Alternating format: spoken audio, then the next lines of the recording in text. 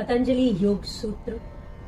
Now, we know today modern psychology has so many concepts to help us solve our problems because today's life has made us so stressful and we are running in all directions. Yes, the breath is not static. Our breath keeps running, our mind keeps running, and we are always not able to understand how to calm ourselves down, how to keep our calm, and how to make life beautiful and be attached yet detached. Patanjali Yoga Sutra, which was written almost 5,000 years ago, maybe more than that, is a scientific book. It's a scientific scripture which talks about how to quieten your mind, how to make your mind calm and be aligned with your spiritual journey. If you are even looking forward to being Tikta Pragya, as Bhagwan Krishna says in Bhagavad Gita, it also has the answer. So if you want to really understand how your life should be, how to quieten your mind, let's move on to a deep study of Patanjali Yoga Sutra. Before we go on to understanding the text, let's invoke Maharishi Patanjali, who is supposed to be the incarnation of Sheshnag. Sheshnag, we all know, he is the Vahan of Lord Vishnu. That story some other day, but let's invoke Maharishi Patanjali.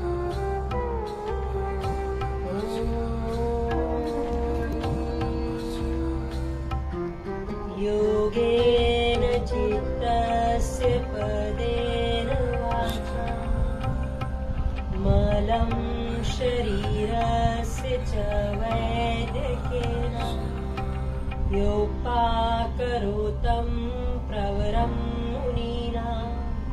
Patanjalim pranjalim ranatusmi Om Shanti Shanti Shanti.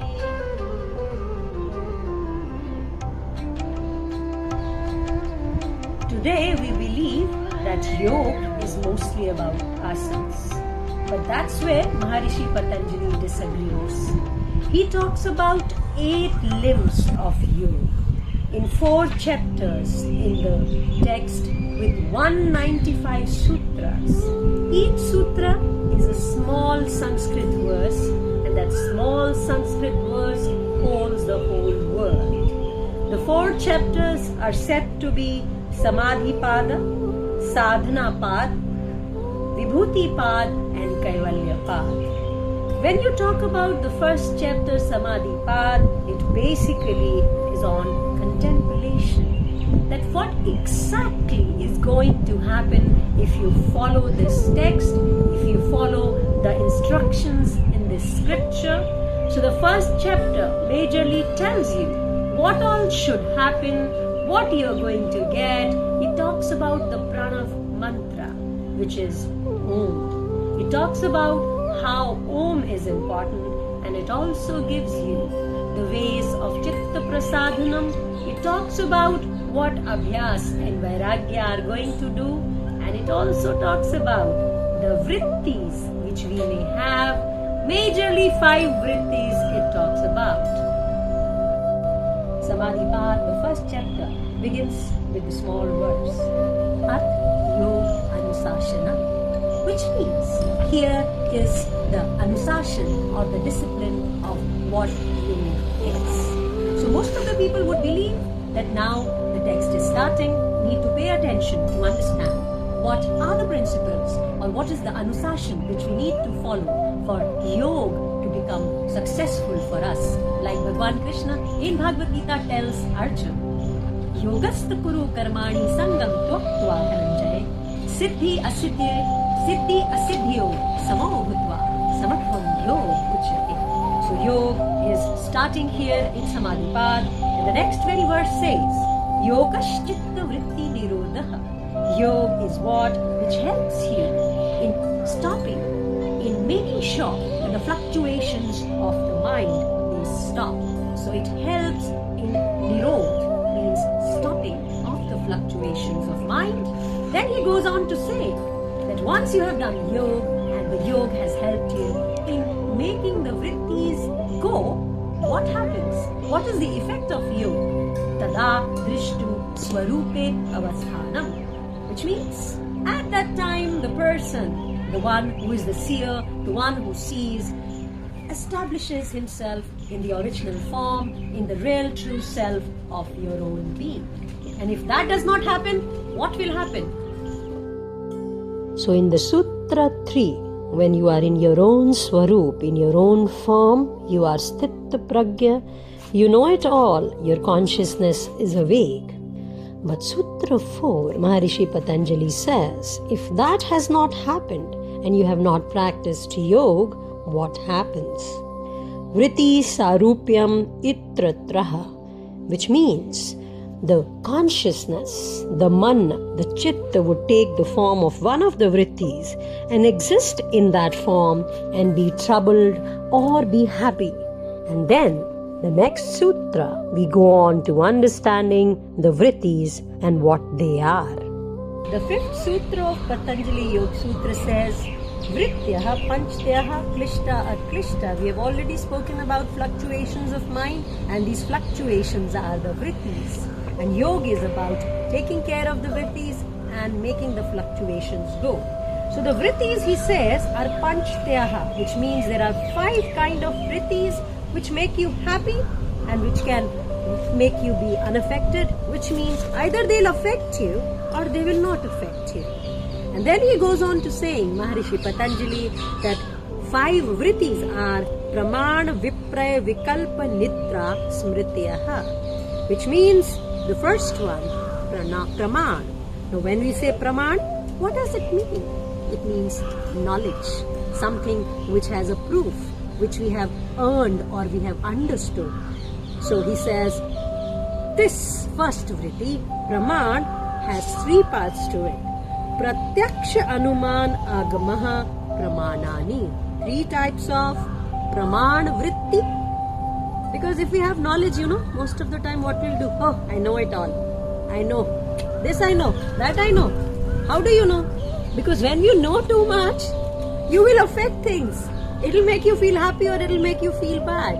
Because we have that ahankar both and we'll try to fight with others. We'll get into a conflict.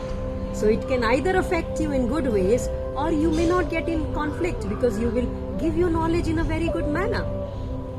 Coming back to the 7th, Pratyaksha Anumana Agamaha Pramanani. Pratyaksha means what? The right perception, the correct knowledge. Then Anuman. We are always talking about Anuman, yeah? We are guessing things. Because somebody told us, we feel, somebody has told us, it must be better be true. Right? So, Pratyaksh, which we know, which we have seen, which is visible or which we have already experienced. And then Anuman, we are guessing. And third is Agamaha. Agamaha means which we gather from the books, the scriptures, the scriptural references or the sacred text or the books which we read. Samadhi Pad 1, Patanjali Yoga Sutra, Maharishi Patanjali says, Viprayaho mithya jnanam atadrupam pratishtham, which means that Vipra. What is Vipra? It is erroneous judgment. It is illusionary knowledge. And what it is, has no form of its own. And it is, it is the way you see it. For example, if you're in dark and you see something which is like a snake, a rope. So instead of thinking it's a rope, your first thing would be it's a snake. Or if it's a snake, you might think it's a rope. So it is kind of an illusionary knowledge. It is not something which is based on true knowledge, or it is something which is absolutely correct. It can be an apprehension, it can be a misinterpretation or a misperception, and which distorts the reality to the complete, and then either it can make us happy, but if it is not distorted, if it is good enough, and whatever it is, it's not affecting us, so it is either klisht, which gives us pain, or it is aklisht, which is not affecting. Then we move on to Vikalp. What is Vikalp?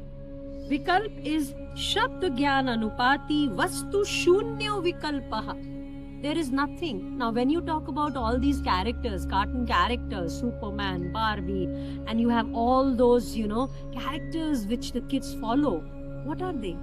They are not existing in real. They are illusionary. They are just spoken or seen, but you don't know whether they exist or not. So they are the words which are without any experiential knowledge, or there is no reality to it. It's just the manifestation of imagination. That is what is Vikalpaha. Then Sutra 10 says, Abhav Pratyalambaha Vritti Nidraha. Abhav Pratyalamba means non-existence. When you are still, many times when you're sleeping, you get up and you say, I had a great sleep today. And sometimes you say, oh, I really had a bad dream. I did not sleep well. After having slept for so long, I'm still feeling tired. Why it happens? So Nidra is also a kind of vritti. It can make you happy or it can just be. So you all can agree to what I'm saying, right? So in deep sleep, you lose awareness and you are kind of non-existent, but still you feel happy after getting up or you feel sad after getting up. Why? Anubhut Vishya Asampramoshaha Smriti. That's the fifth vritti, Smriti. What it is? Memory. Now what is memory? Memory is nothing but a recollection of words and experiences. So many times there are fights because of memories. Oh, you used to do this for me, now you do nothing. There used to be so many good things, now you don't have time for me. This can be between a couple, friends. We are so hung up to the memories that we want them to be repeated. What is this? Asakti bhav, attachment.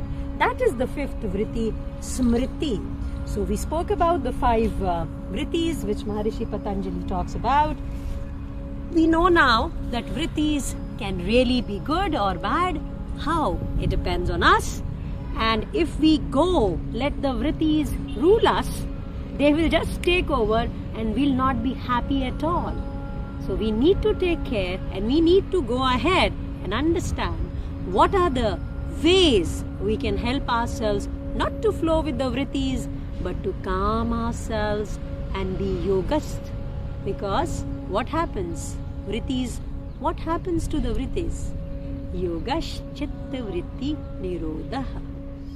Now Maharishi Patanjali has told us that there are 5 kinds of vrittis which really distort the mind, cause stress, overthinking, relation problems, which is happening so much in today's world. Everybody is suffering, everybody is facing them. So what to do now? He goes on to saying, he's not leaving us here. He's hand-holding at every step, at every moment. What he's saying now? In the Sutra 12, he says, Abhyas Vairagyabhyam Tan Nirodha. Abhyas, practice. Vairagya means non-attachment. You will have to be free from desires, not attached. So Abhyas and Vairagya are the things or the words or the practices which will help you restrain the vrittis or the fluctuations of the mind which cause a lot of chaos, a lot of problem for you to go away. Then he goes on to saying, what is the practice? He says, Tatra stito yatno abhyasa. Now it's not very easy to be practicing. You get up and you say, oh, today I'm going to do Nadi Shodhan, today I'm going to practice Bhadrasana, and you say, no, I'll not do it today, I'll do it tomorrow. So he's giving you 2 words, Abhyas and Vairagya. You have to practice and you have to be non-attached. Is it easy? What do you feel? Is it easy? No. So he says, how do you do this? Tatra stito yatno abhyasa. What does that mean? He says, practice is a steadfast effort, and it is where, when you keep practicing, for example, if you say, oh, today I want to have a big jar of ice cream, and you tell yourself, no, aaj nahi, no, you can't have ice cream. So you bring your mind back. For 3 days you will restrain. 4th day it will say, let me just have 1 spoon.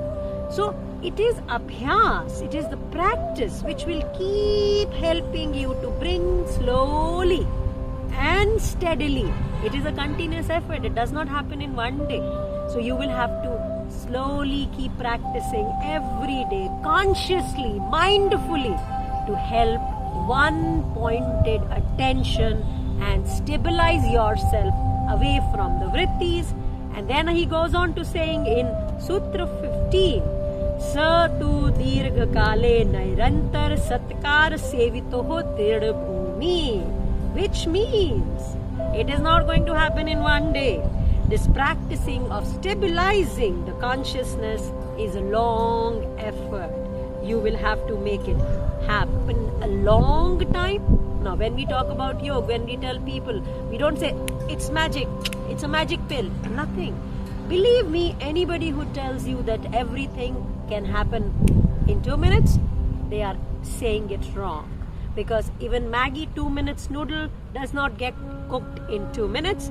So he says, Sa tu dirgha kale, for a long time. Dirgha kal means for a long time. Nairantar, continuously. Satkar sevitoho means with dedication, with devotion, with a lot of practice, you would be able to make the bhumi drid, which means you'll be able to make it firm, rooted, and the vrittis and the fluctuations will not disturb you.